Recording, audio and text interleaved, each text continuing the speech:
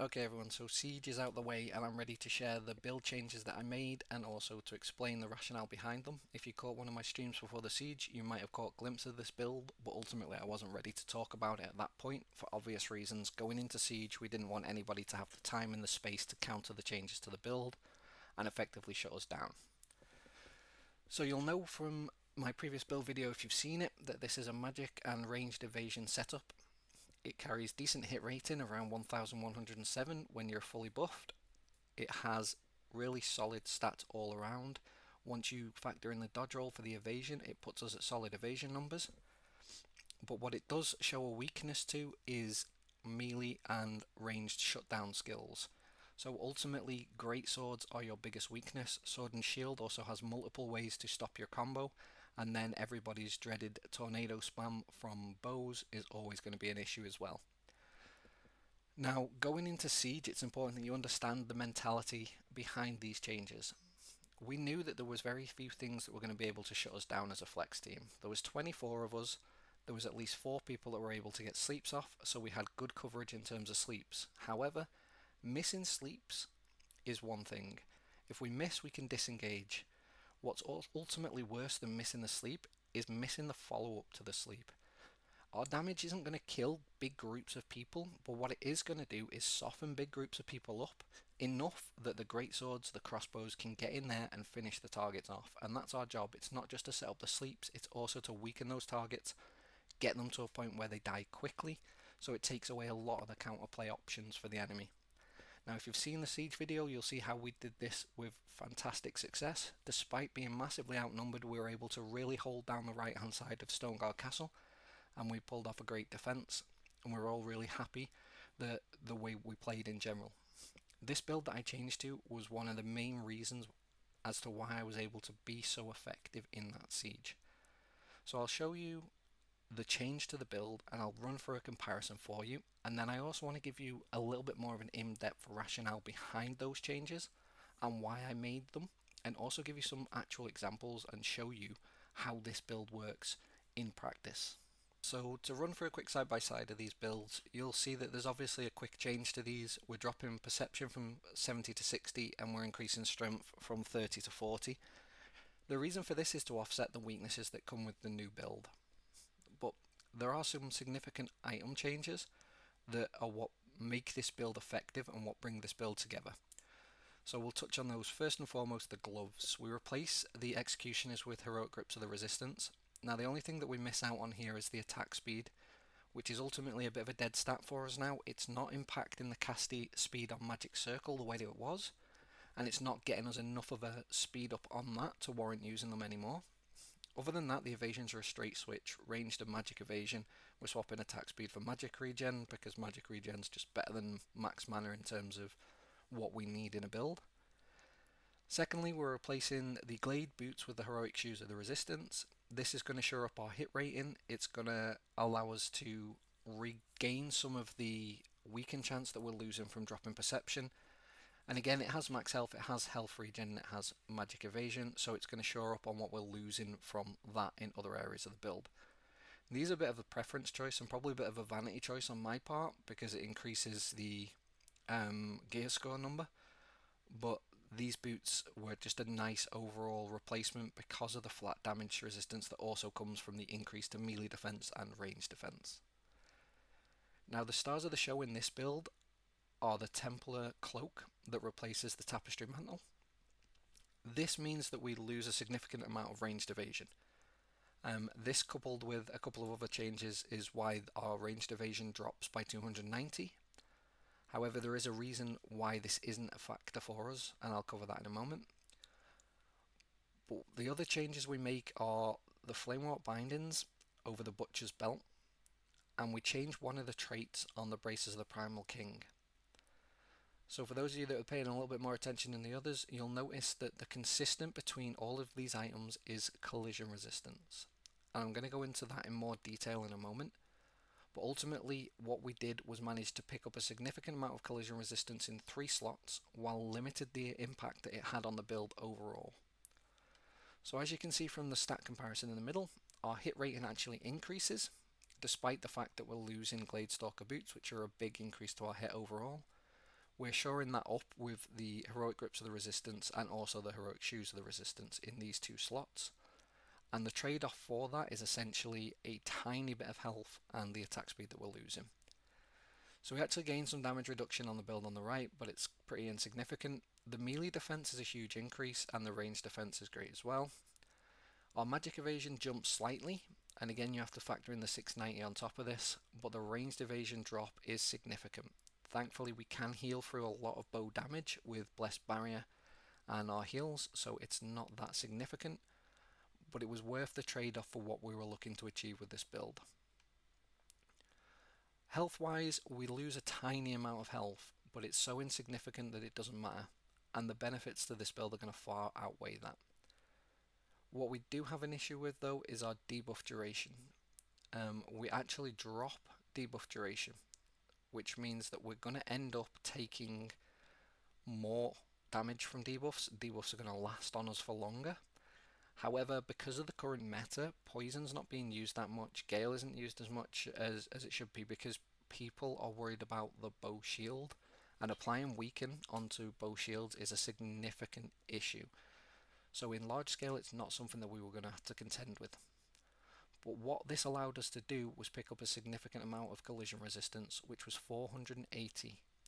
And I'm going to cover off in a second the main reasons behind these choices, and I'm also going to show you a little bit of gameplay and how the interaction with resistance works based on the new CC immunity. Okay, so to answer the first burning question that people are going to post is why not go melee evasion if you're trying to counter great swords and sword and shield? And the easy answer to that is they do not make up the bulk of a ball in terms of what we're expecting to fight in Siege and what we will see the most of. So deviating from the whole magic ranged evasion just wasn't going to suit us in terms of Siege PvP, in terms of Riftstone and Boonstones. All it would really do is allow us to be that little bit stronger versus Greatsword and Sword and Shield, but we found a way that we could do that without needing to completely pivot to melee evasion. And the answer to that was collision resistance and the changes to the immunity in the game.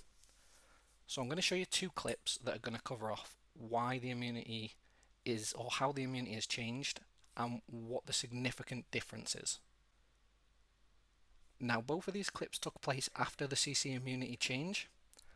However, one is without collision resistance and the other one is with collision resistance. So I'll show you the first one without collision and then I'll show you the one that has collision resistance. Now pay attention to the shield icon that fills up as you get CC'd. In both of these clips they hit me with 2 CCs and you'll see a huge difference in the rate at which the bars fill up. In this clip I get hit first with the stunning blow, and then following this I go into the ascension / combo, and I walk out with around half CC immunity, and then I get hit with another stun off the back of that. But what we're focusing on is the first 2 CCs that hit, and where this bar is at that point in time. Now keep in mind that this is without collision resistance. Now we'll go into an arena game where I have collision resistance, and again I'm isolated by a greatsword. So in this clip I get hit by the first CC and then I immediately go into a stunning blow, and watch how fast the bar is filling up in terms of CC immunity. And this is the difference with having collision resistance. Now I didn't get hit with anything that was collision, I got hit by normal CCs. So I'll explain a little bit more in detail why this is a big factor. Okay, so forgive Google Sheets, I needed a quite easy way to display this for you. Now, knowing what we know about CC immunity and the fact that increasing our resistance increases the rate at which we become immune, we now need to know which CCs we're looking to try and avoid so that we can kind of double dip into this. Now, collision resistance turns a couple of these CCs into our new best friend, and the main one for us is Tornado. The reason why Tornado is so good for this is because it's often just thrown in your general direction. It doesn't require a lot of skill to hit, but when it hits, it pushes you into the air. Now when you're in the air, melee can't hit you with a lot of skills, which makes it very hard to get follow-up CC. It's very rare that you get hit by a single tornado, you will often get hit by multiple. We know that from the resistance we have, getting hit by 2 tornadoes will make us to completely immune any follow-up CC. This is huge in main ball fights, and it's huge as a flex team when we get knocked in the air. What this means is that when we land, nobody can follow up with CC and we are free to act until our CC immunity wears off. This allows us to get follow-up CC with a second sleep, or it allows us to finish the combo that we were trying to do originally, and it makes Tornado our best friend in terms of large-scale PvP. However, there are some other key issues that we needed to deal with. Strategic Rush, when used by tanks, is huge because it pushes us out of position and allows us to be isolated. This again is another collision. Also, in large scale, you'll find that a lot of tanks, rather than running the single target pull, will run controlling rake. Again, this is another collision. It doesn't take a lot of skill, they just run headfirst into a large group of people, or in our case, headfirst into a group of 24, and they're gonna land this pull on a lot of people in that group. Being bunched up is a death sentence. It makes it really hard to deal with anything else, and the follow-up CC often comes in off the back of that. Fierce Clash is another collision, and then Ankle Strike. Although not being used so much in large scale, it's nice to know that this is another collision that we can have a big impact on. What we also have to deal with is Greatswords. Now, Stunning Blow we can't do anything about. Yes, we could melee evasion it. Yeah, we could look at running stun resist. However, there is a skill specialization for Stunning Blow that increases the rate at which it lands, and also if a Greatsword's using stun chance, they're not using collision chance, which means that our collision will actually help us in the long run. So the typical combo is Stunning Blow into Death Blow, and then Ascending Slash, and it's the Ascending Slash Guillotine that is going to kill you 9 times out of 10, and it's also going to extend that CC chain to a point where you can't really do anything. Now the good thing to know about this is Ascending Slash is a collision. So what we can essentially do is eat the Stunning Blow as an immunity.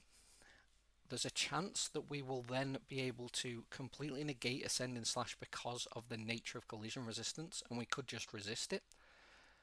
Otherwise, what's going to happen is we're going to hit CC immunity when we're in that second CC from the collision. Because what will happen a lot of the time is that to get on you, you will get hit with a bind, into a Stunning Blow, into Ascending Slash, and then Guillotine Blade. Having this kind of collision resistance completely breaks this down. It prevents them from getting off this full combo, and it allows you to survive a lot more easily than you have been able to previously, all without the need to stack melee evasion just to counter this. Once we knew this, it was kind of a no-brainer that what we could do was shut down this selection of skills that were the main factors causing us trouble in large-scale PvP. It has some bleed over into small scale. As you can see, it has some double dip in the benefits that you're going to be able to immune these skills as well. But it's also worth noting that when you immune a skill through resistance, your immunity bar increases as well. So if you get hit by the Stunning Blow and you immune the Ascending Slash, you're still then going to be immune to follow-ups after that, and it's going to allow you to get on with your business and get a lot of your CC out again, get your damage off, and just play the game. Hopefully that all makes sense to you, and it helps you to understand why we made the decision to run this kind of build, and why what you're going to see is a lot of the top guilds are going to start to become immune to certain types of CC, or they're going to feel like they're a lot harder to deal with, and this is going to be one of the reasons why. But as I said, I wanted to give you the breakdown of the changes, why I've made the changes to the build, and help you to understand the reasons for it. This won't suit everybody. This is not a BIS build, it's still a work in progress, we're still doing testing, and ultimately if they change CC immunity next week and everybody starts changing to this build and it's nowhere near as strong, then you're going to have to factor in whether you can pivot to something new and strong again. I'm in a fortunate position that I'm in one of the big guilds. I'm in a position where I do have Lucent and I'm able to transition. I have items on standby just in case. So keep that in mind and make sure that the build that you choose and what you're building to fits your purpose. And it's not just you following blindly what somebody says is a BIS build.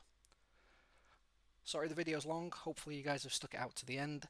Hopefully this all makes sense to you and has helped to provide some understanding so that you can move forward with your own builds and make the right choices moving into tier 2 when that comes next year. Any questions, drop in the comment section.